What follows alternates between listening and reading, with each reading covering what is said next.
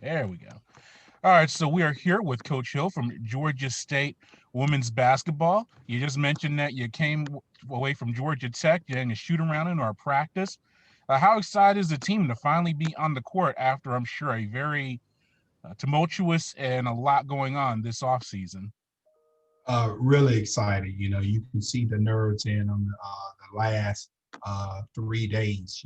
And it's that kind of Christmas morning, Christmas Eve nerves. The excitement, and just you can't wait for the opportunity. So we're really excited for the ladies to have this opportunity to go out and compete. As I mentioned earlier, right now with everything going on, any chance that you get to play, you have to really appreciate it and be excited about it. And obviously, the opportunity to open up at Georgia Tech and play in city school for us is always exciting.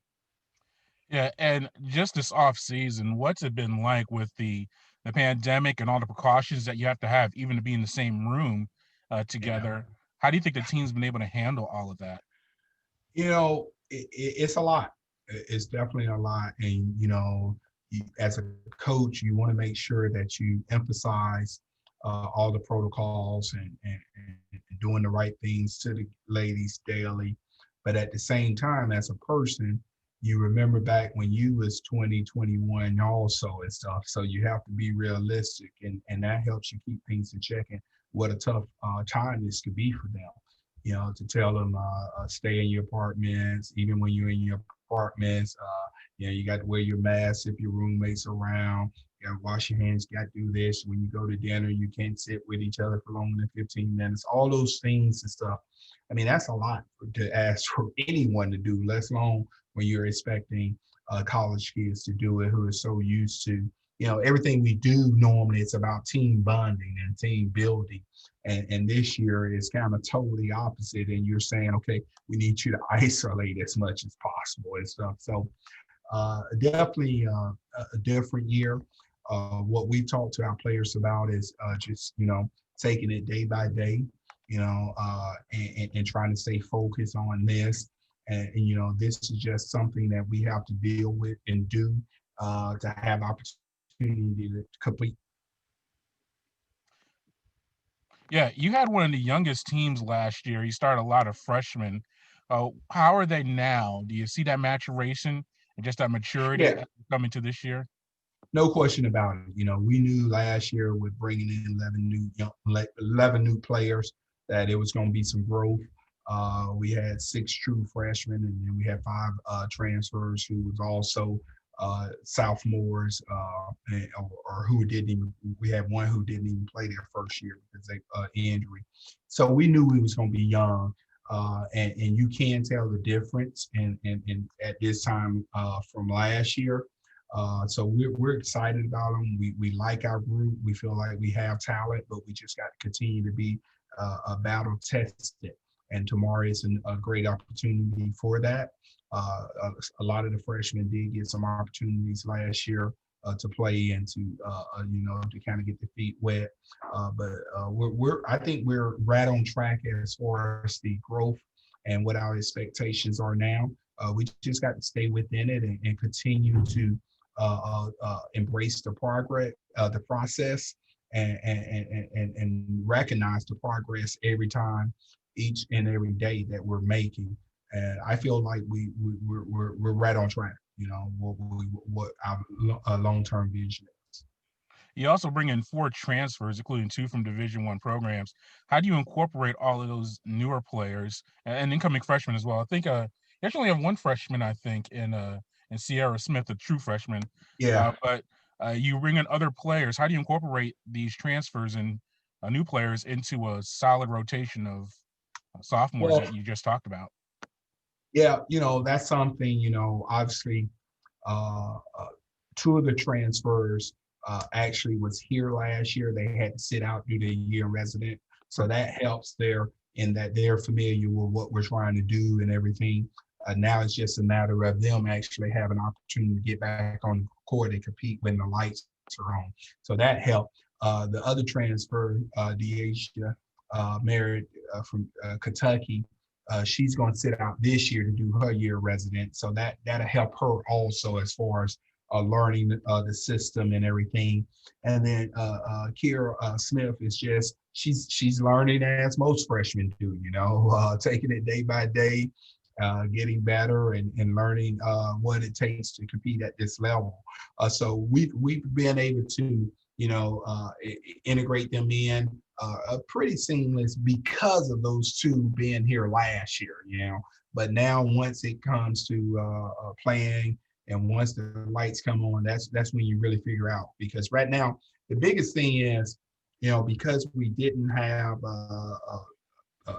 scrimmages, closed scrimmages, or exhibition games, a lot of us are still trying to figure out our rotation and everything, because normally you get a little bit of ideal on those things during preseason. You don't even have practice guys this year, so you can't even do a true scrimmage there to maybe get some ideas how they look against other people. So these first few games here, you're kind of going to be still trying to figure out what you really have and how people play together and everything, because you wasn't able to really kind of see some of the matchups that you normally could do with some of the team combinations you could normally see in a typical year. You do return an all-conference performer, a preseason, and Taylor Hosendove. What about her and just her maturation and how important she'll be for the team this year? Hosendove is another kid who you could see her growth also. Last year she came in, always had a lot of talent and ability, but just learning what we expected and how to utilize her talent. You can see this year already that she's really she took advantage of the time during the offseason to get stronger and get in better condition. But she's also, really tried to commit to learning the game better, spending more time watching film and trying to ask questions and how can she be a better player. And you're starting to see those things.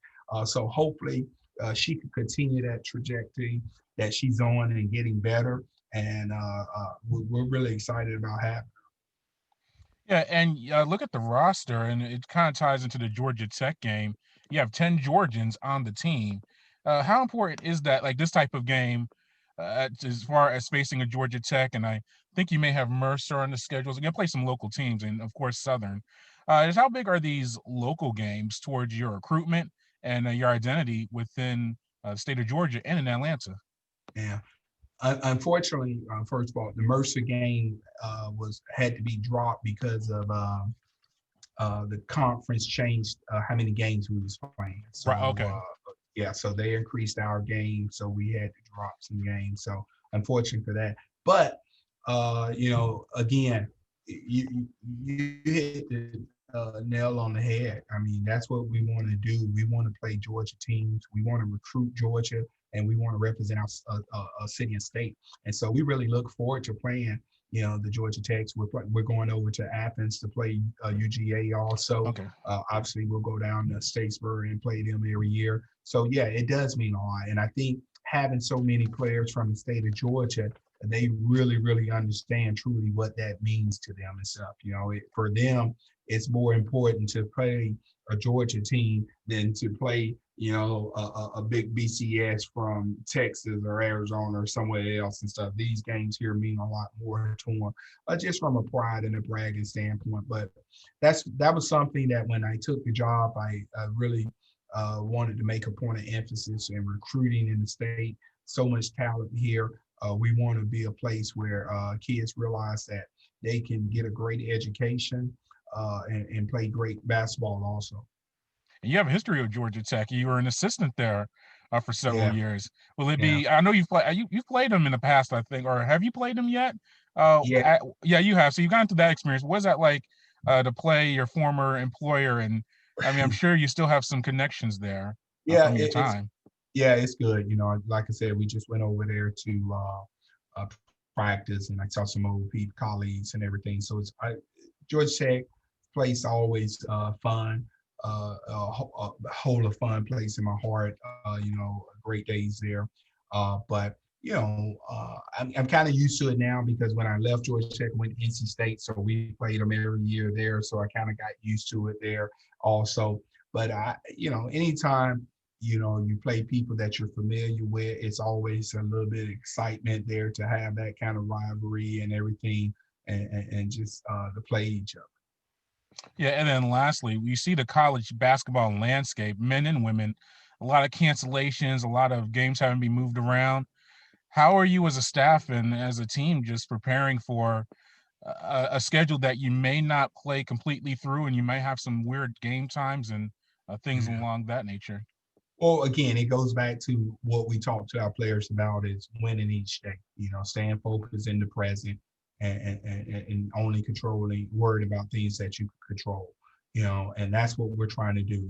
We're talking to our kids about, look, COVID is something that, we want to make sure that if we do someone attract COVID on our team, it's not because we've made a bad choice. It's just because it happened. So we're going to control what we can control and go from there. And hopefully every team is doing that. From our coaching standpoint, one of the things that we've done, I'm on a group text with about 25 other colleges, and we stay in constant contact. I mean, I literally just got, I got 6 texts right here, and just while we're on the phone, and we talk about who needs games, who games are canceled, things like that. And so this is the way that we're trying to field games and stay proactive in it, so that if games are canceled, we can try to help these players in getting games, because that's the worst thing. You ask them to make all these sacrifices and commitments, and they do them, and then at the last minute you say, oh well, there's no games. I mean, that's just not what you want and stuff. So we're going to do everything possible on our end that if something does happen, we can try to make up that game and stuff. And that's one of the ways we're doing it, just with the group text and just talking with coaches and staying proactive.